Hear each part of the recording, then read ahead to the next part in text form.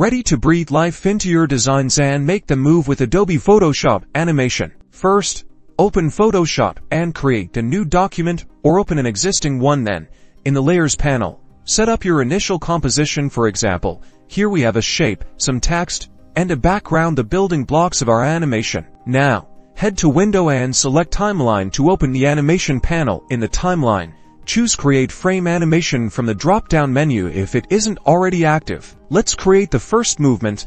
Click the Duplicate Frame icon at the bottom of the timeline panel to create duplicates of your initial frame. For each frame, select a layer or layers in the Layers panel, and adjust their position, size, opacity, or any transform you prefer.